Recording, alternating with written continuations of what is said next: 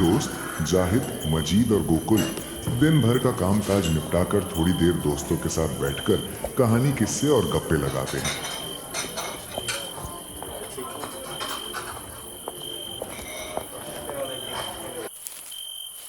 फिर सब अपने अपने घर की ओर चल पड़ते हैं।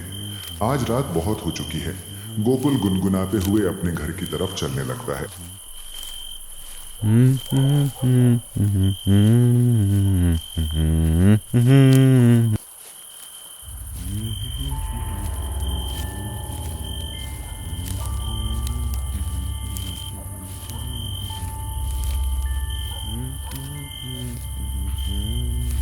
कुछ देर चलने के बाद पास के जंगल से एक बच्चे के रोने की आवाज आने लगती है। गोकुल रुक जाता है और चारों ओर देखकर समझने की कोशिश करता है कि आवाज कहां से आ रही है। वो सड़क से उतरकर जंगल के अंदर चलने लगता है।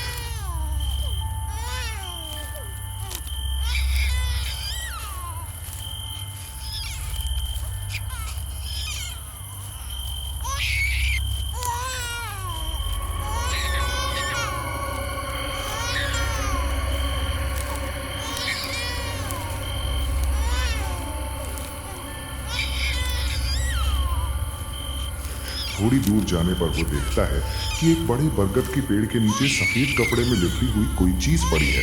वहीं से रोने की आवाज आ रही है। पास जाकर देखता है वो एक बच्चा है। गोकुल चारों ओर देखता है और बच्चे को गोद में उठा लेता है। ये बच्चा किसका है और इतनी रात में यहाँ क्यों है? अगर इसे यहाँ छोड़ दिया गया तो कुत्ते और सियार इसे खा जाएंगे। जो भी हो, मैं इस बच्चे को घर ले जाऊंगा। कल सुबह गांव वालों के साथ मिलकर कोई इंतजाम करूंगा।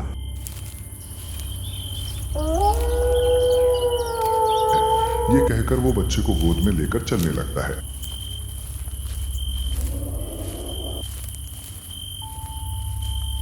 कुछ दूर जाने पर उसे हिस हिस की आवाज सुनाई देती है।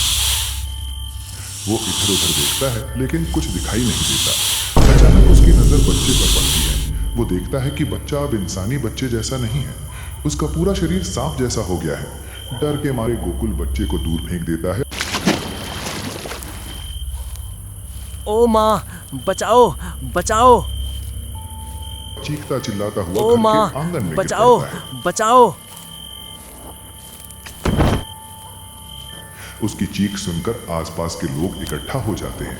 अरे गोकुल, क्या हुआ? तू डर गया है क्या? गोकुल शुरू से आखिर तक सारी बात बता देता है। गांव वाले उसे दुआ कलाम पढ़कर पानी पिलाते हैं और फिर अपने अपने घर चले जाते हैं। गोकुल घर जाकर डरते डरते सो जाता है। रात गहरी हो जाती है। गोकुल सपने में देखता है कि जमीन फाड़ कर एक आकृति बाहर निकल रही है। उसकी आंखें खून की तरह लाल हैं और वो गोकुल की तरफ घूर रही है। वो सांप की तरह हिस हिस कर रही है। गोकुल समझ नहीं पाता कि वो इंसान है या सांप। अचानक उसकी नींद टूट जाती है।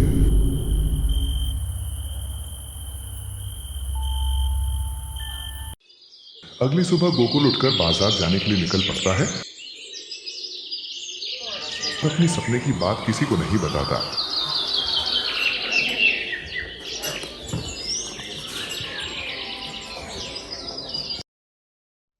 बाजार से वो एक बहुत बड़ी मछली खरीद कर लाता है और अपनी पत्नी को देता है।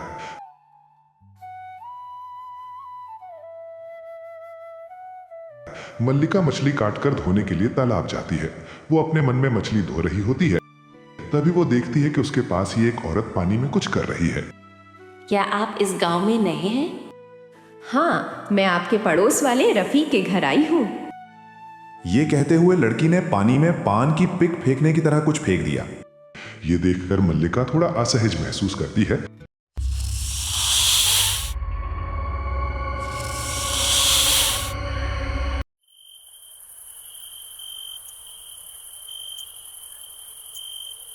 रात को खाना पीना खत्म होने के बाद गोकुल पानी पीता है। पानी पीते ही उसे जोर का पेट दर्द शुरू हो जाता है।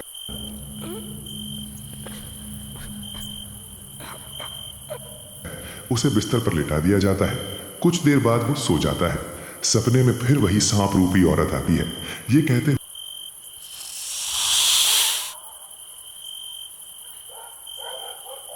मैं तुझे नहीं छोड़ूंगा। मैंने तुझे मौत का कांटा दिया है। मैं तुझे नहीं छोड़ूंगा। हुए वो आकृति गोकुल की तरफ झपकती है और गोकुल की नींद टूट जाती है। अगले दिन गोकुल अपने सपने की बात सबको बताता है। पास के गांव के मशहूर तांत्रिक रघु को बुलाया जाता है।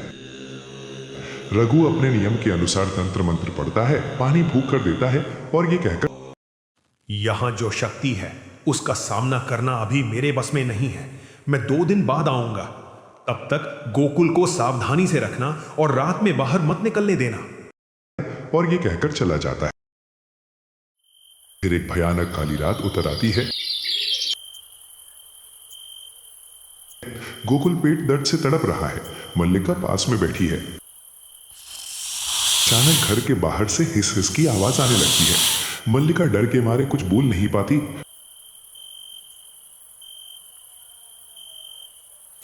फिर भी हिम्मत करके हाथ में हरिकेन लेकर घर के पीछे देखने जाती है कि आवाज कहां से आ रही है।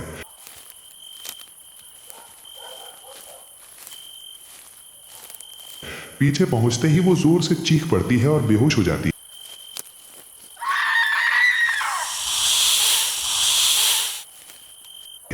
पास पड़ोस के लोग आकर उसे होश में लाते हैं। होश में आने पर वो बताती है कि रात में उसने क्या देखा। इसी बीच रघु तांत्रिक आ जाता है। सब कुछ सुनकर वो फैसला करता है कि सांप रूपी जिन को बुलाया जाएगा।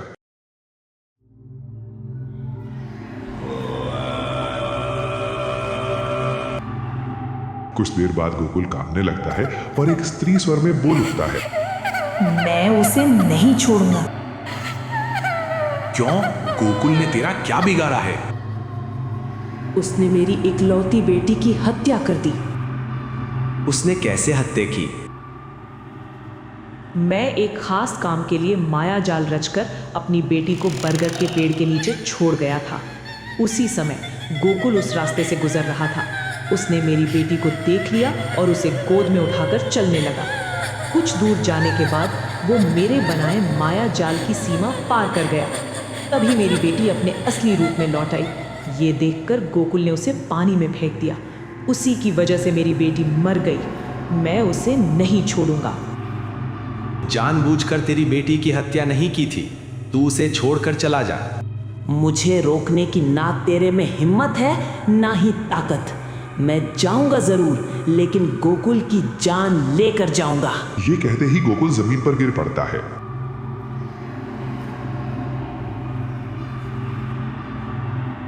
विष कन्या गोकुल की प्राण पक्षी